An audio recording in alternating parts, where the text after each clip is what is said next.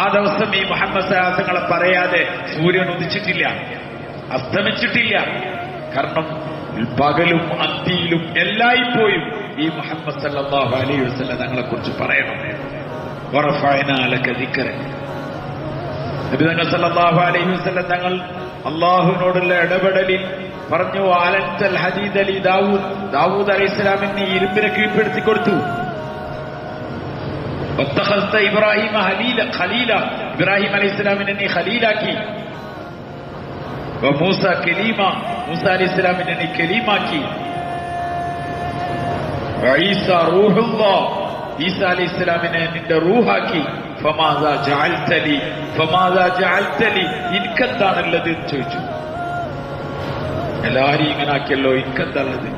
അല്ലാഹു തആല പറഞ്ഞു, അല്ലാ ദുകിർതു ഇല്ലാ ദുകിർത മഈ.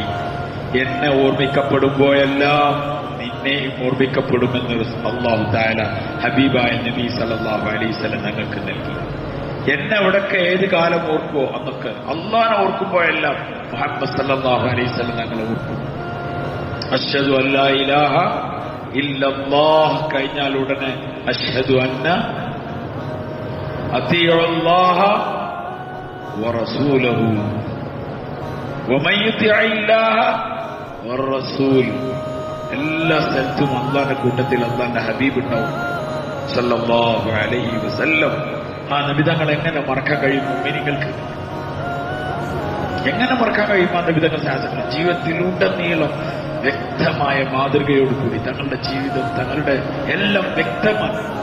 സ്നേഹം, കരുണ, കാരുണ്യം, ഔദാര്യം. അല്ലാമ സുലൈമാൻ നബി റഹ്മത്തുള്ളാഹി അലൈഹി അദ്ദേഹം എഴുതുന്നുണ്ട്, മുഹമ്മദ് സല്ലല്ലാഹു അലൈഹി വസല്ലം തങ്ങൾ എന്ന് പറഞ്ഞാൽ കുറെ വിശദീകരിച്ച് പറയുന്നതിന് പകരം അദ്ദേഹം നല്ലൊരു ഒറ്റവാക്ക് പറയുന്നുണ്ട്, അതൊരു ബൊക്കയാണ്. മുഹമ്മദ് സല്ലല്ലാഹു അലൈഹി വസല്ലം തങ്ങളൊരു ബൊക്ക, കുറെ പുഷ്പങ്ങൾ ചേർത്ത് കെട്ടിയ ബൊക്ക ഉണ്ടല്ലോ, അതൊരു ബൊക്കയാണ്. എന്ന് വെച്ചാൽ ആദം അലൈഹിസ്സലാം മുതൽ ഈസ അലൈഹിസ്സലാം വരെയുള്ള മുഴുവൻ നബിമാരുടെയും ഗുണങ്ങൾ ചേർത്തിണക്കിയ ഒരു ബൊക്കയാണ് മുഹമ്മദ് സല്ലല്ലാഹു അലൈഹി വസല്ലം.